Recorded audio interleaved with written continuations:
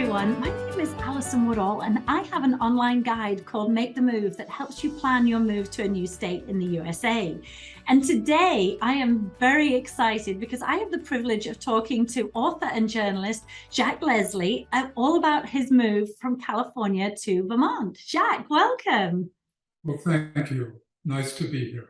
Well, I am looking forward to talking about Vermont because I love Vermont. It's one of my favorite states. But I'd like to go right back to the beginning. And what was it that made you want to leave California in the first place? Well, as I said in a piece that I wrote about this move, we became climate migrants, and certainly privileged ones to be sure, but it was fires in particular that drove us out. We lived in Marin County, just north of San Francisco, and it had reached the point a couple of years ago where for several weeks out of the year, there was so much smoke in the air that it was really not a good idea to spend any time outside. My wife has asthma, so that's of particular concern. On top of that, we had built a new house starting in 2014 that we finished in 2016, and we put a lot of money into it. And we gradually found, once the fires really got severe, that there were neighbors who were learning that they could not renew their home insurance. And we knew that if that happened to us, we would be in trouble because we had put so much money into that house. And so the combination of the smoke, the threat of fires, which is certainly real where we lived, but had come nowhere closer than maybe 45 miles. But that, plus the financial considerations and what we knew would be the pleasures of living in Vermont, made us make that decision. And had you, were you always set that Vermont was going to be your state, or did you consider any other states in addition to Vermont? We'd actually thought about moving in years before, but hadn't really taken it that seriously. We knew we wanted to move to New England. My wife, Leslie, grew up in Massachusetts. She spent 13 years in Vermont. So she knew it quite well. I went to college in Connecticut, so I knew something about New England, although that's certainly the weather there is more mild than it is in Vermont, but it was not new to me. And that was the place that we knew we wanted to go to. What changed things for us is a kind of remarkable set of coincidences. But when we decided that it was time to move from California, Leslie called a friend of hers, one of her best friends from college, and she had gone to the University of Vermont, and said, we've decided we'd like to move to Vermont. Where should we move to? And he lives here in Woodstock in Vermont.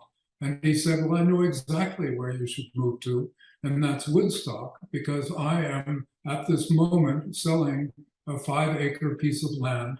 And not only can you buy it, but given that he is a contractor, he said, I will build the house for you. And he had already seen the house that we built. He knew what we had in mind. And this was something that was obviously desirable. He walked around the land with his phone so that we could view it that way, and we ended up buying it sight unseen. And I should mention that it has an unparalleled view for Woodstock of a distant ski resort, Killington. It's an absolutely stunning view that few other places have, and we just feel extremely fortunate to be here.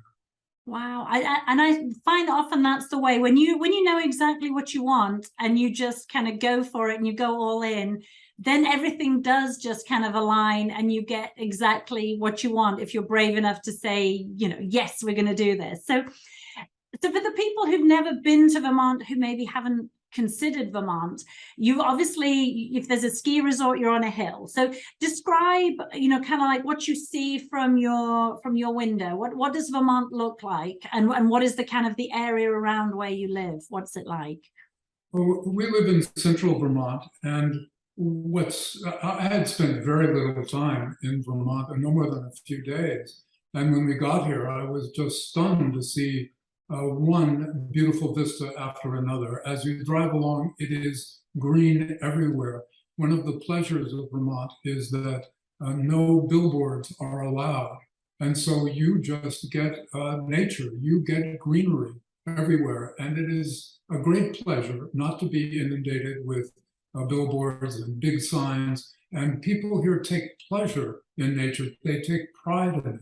And that's also a pleasure to experience. On top of that, we had some fear that they might be resentful of these outsiders coming in, maybe driving up real estate prices, something like that. But they have been extraordinarily welcoming, and people here move at a slower pace than they do in California. It's easy to start a conversation with the fellow who's selling you your groceries or whatever. All of that is just very pleasurable. I have really no complaints about Vermont. Wonderful. Well, because I remember it, I remember there were a lot of trees, but I also remember lots of kind of like rolling hills as well. And then you get up in towards the mountains. And one of my most amazing experiences like ever in my life was, I hate motorcycles, but this friend of mine convinced me to go on the back of his motorcycle, and we had to go very, very slowly, but there were fall leaves were changing. And so you got the beautiful New England fall colors. And I was on the back of this motorcycle going down these little windy country roads. It was such a great experience. So I loved my time in Vermont. So I know that the fall leaves are beautiful, but what is winter like? Because people tend to think of New England and then they worry, that they're going to be buried under 12 feet of snow. But what is winter like in Vermont? Well, I'm somebody who hasn't really experienced intense winters before. Even in New Haven, where I was, the winters weren't that bad, and that was a long time ago. But climate change has changed things. Here in Vermont, temperatures on average are probably about 5 degrees warmer than they were a generation ago. And the one winter I've now experienced here was not severe at all. It was quite mild, and there's every expectation that they will only get more mild. There was snow, but there was not an overwhelming amount of snow. There was snow enough that you could go cross-country skiing, and that was a lot of fun. But it wasn't the sort of thing where you'd be inundated and couldn't get out of your house for 2 days because there was so much snow. Whereas a generation ago, that certainly happened quite often. When I lived there, I moved there in February, so there were snowbanks at the side of the road. But what I remember is that anyone who owned a truck and lived on like a smaller road also owned a snowplow, and all their neighbors would give them a small amount of money. And then if it did snow, then someone would, that person was responsible for plowing the neighborhood roads. And I remember thinking that was a really good idea. And everybody's just set up for snow, because obviously, even though there's less snow than there used to be, they're ready to deal with it. But things are changing. And in fact, one of the things that I think about, and one of the reasons I wanted to talk with you, is because I know a lot of people who are leaving California are thinking in terms of dollars and cents, but they're not taking climate into account. And there are places in the South where the number of 100-degree days is growing every year, and where water shortages will be an intense problem, where there have been great cutbacks in Arizona, and there will be more. The sort of problems that we're going to be facing will be more intense the further south you are. So that was certainly something in the back of our minds. Or I shouldn't say in the back of our minds, in the forefront of our minds. Watering your lawn has been banned in Southern California because the drought is so severe. So you're certainly on the right track. As we're talking about, like droughts and hot weather in summer, how hot has it got this summer? Are summers very hot, or are they more kind of temperate? Mostly temperate. There were a few days that were 90 or higher, but not more than maybe 5 days, maybe a week interspersed. But for the most part, summer is also gloriously pleasant and extraordinarily beautiful. Yeah. And that's the time that Vermonters just take great pleasure in being outdoors. So I wouldn't say summer is a burden at all. And you also are very close to the coast, which I never realized. Obviously Vermont doesn't have a coastline, but New Hampshire does. So you're not that far if you want to go, to the ocean, to the beach in summer and enjoy the beach. But you also have, I know there's a big lake somewhere near you. Well, Lake Champlain isn't too far away. That's an hour to the north. The coast is a couple of hours away. Boston is 2 hours away. So you're not far from a big city. Montreal isn't too much further than that. New York is 5 hours away. So all these places are places that we either have gone to or intend to go to. Mm-hmm. And I also remember the food. I remember there being lots of small farms and lots of natural produce as well. Is that still the case? Well, this is a farming state, and there's corn that's you can buy from farmers. There's a farmers market in the Woodstock Green every Wednesday. That's part of living in Vermont. And we share a community farm that's about 1/4 of an acre, which is where we got all our summer vegetables. And Leslie, my wife, worked on that garden, and there's no charge for any of this. And so we spent nothing on lettuce and every vegetable you could imagine. Because I know when people leave California, in California, you do get spoiled because you're so close to the Central Valley. You have all the really good fresh produce. And so, if you're moving from California and fresh produce is a big thing for you, Vermont could be your perfect state because there's lots of really good food there. Absolutely. And a lot of it is organic, which is healthier. Yes. Well, so I know that you are building your house. Do you have any tips for anyone who maybe wants to move to a new state and build their dream home? Because I know it's a very long and difficult process. Well, now we've been through it twice, so we've had some experience with this.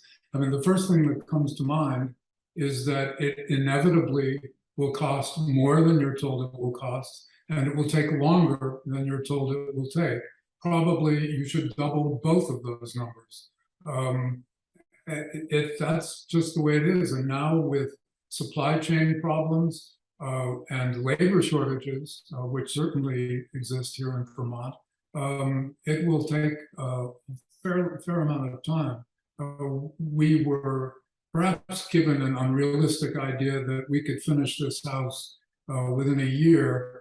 We're still not quite done, and it'll end up being 1.5 years. And even that is quite good and owes a lot to the foresight of our contractor, who, as soon as we decided to do this, bought as many of the supplies as he could. But even so, there are things that have just been held up. There are 2 or 3 things that haven't come yet, and we've waited months for those.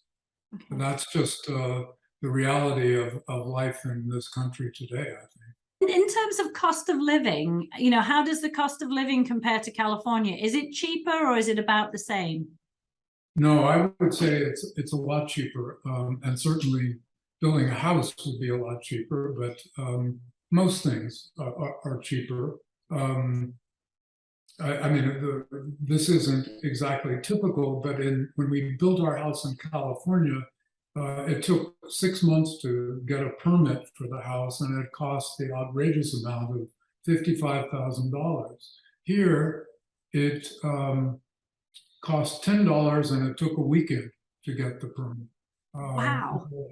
There is just a different approach to permitting, and we've benefited from that. Food is probably a little less expensive depending on what you buy, and what kind of food you get, where you get it. But if you are buying from a farmer's market, it will certainly be a lot less. It's not all about just the cost of living. It's also your lifestyle, and you can't put a price on being able to breathe good, clean air.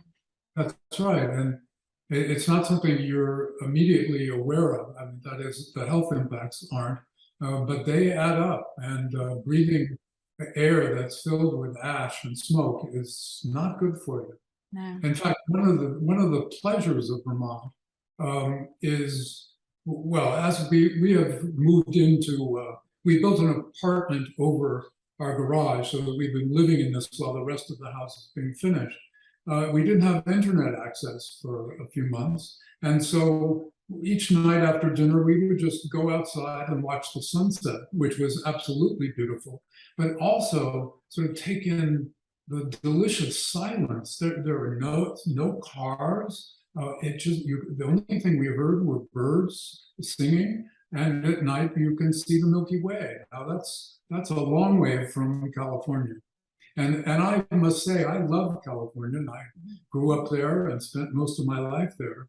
But I don't have any regrets about making this move. Okay. Well, so obviously you're an author and a journalist, and I read your book all about the impact that dams have on the world, or different countries in the world. So I would love to talk to you just a little bit more about the climate change and the impact on particularly the Western states for people who may be saying, well, I don't need to leave California. I'll be okay. My cost of living's okay. I've got a good job. From an environmental impact and, from all the research that you've done, where do you see like California and the Western states going, and kind of how soon, is the worst case scenario going to happen? Well, I've written a lot about water in the last 20 years, and water may be the biggest threat that California faces.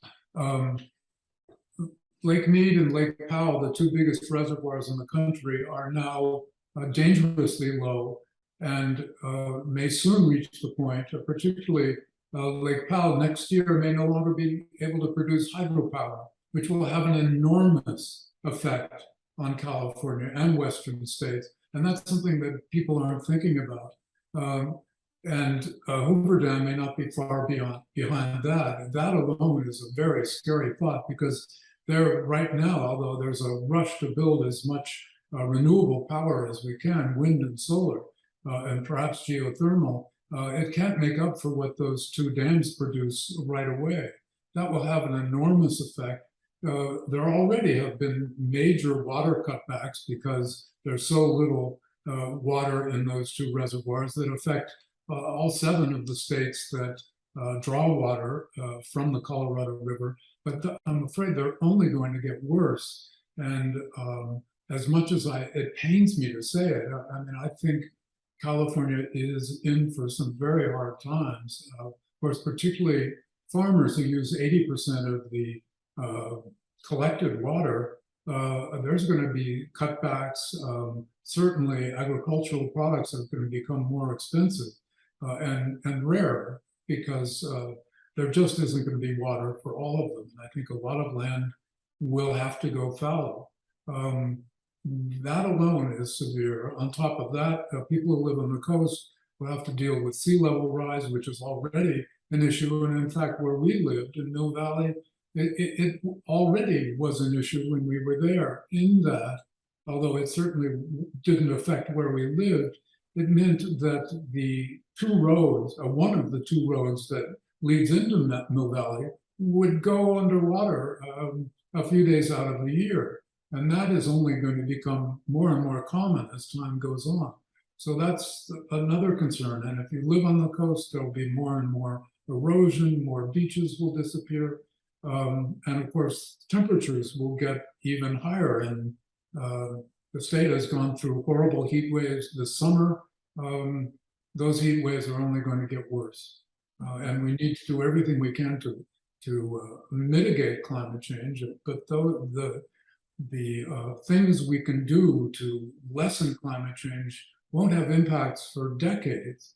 And while it's absolutely essential that we do those things, we won't experience the benefits right away. Well, we will experience some benefits, but not in climate terms. We will experience health benefits by switching, say, from natural gas stoves to electric stoves, to induction stoves, which is something everybody ought to do, because people don't realize what a horrible impact gas stoves have on people's health. the major benefits that we'll get from what we're doing about climate change are a long time away. In the West, I mean, it's been obvious for decades that we've overused water. The amount of water that is drawn from the Colorado River is more than what goes into it, even when there's not a drought. Well, now we have a severe drought, and there's no way that we can get as much water as we're accustomed to. Well, I'm sure you have enlightened an awful lot of people with, with everything that you shared with us. So I really appreciate, the benefit of your wisdom. Tell me the name of your book. And I know I got my copy on Amazon. If someone is interested in buying one of your books, what is the name of your book and where can they buy it? It's called Deep Water, the Epic Struggle Over Dams, Displaced People, and the Environment. It's available on Amazon and many other places. It's not hard to find. Well, so before we finish up, any other comments that you'd like to add about Vermont or leaving California, or any advice that you would give for someone who is maybe thinking of moving to Vermont and maybe building their own home? Well, let's see. I think I've covered most of the things I had in mind. The main thing is I know many people are thinking quite rationally in terms of dollars and cents, where they can go, where they can save money. But keep in mind that that saving may only be temporary as climate change intensifies. And that's something that people aren't used to considering, but it's really important to take it into account. Mm-hmm. I would agree. And the other thing is, when you move, you're not just moving for yourself. Probably if you have children or grandchildren, they are going to stay in that area. So if you choose somewhere that maybe has water scarcity, then your children or your grandchildren are going to have to move. Whereas if you choose somewhere you can stay for the the next however many generations, then you're helping your family for generations to come, and the environment too. Right. Not only that, but if you're interested in making sure that the value of your property increases, well, as climate change intensifies, there are going to be a lot of places that will no longer be desirable to live in.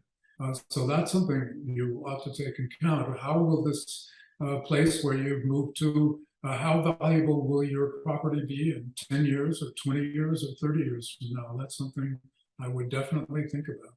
Yeah. Well, wonderful. Well, I really appreciate everything that you've shared with me. Thank you so much. And it's been great talking to you. Thank you. It's been a pleasure.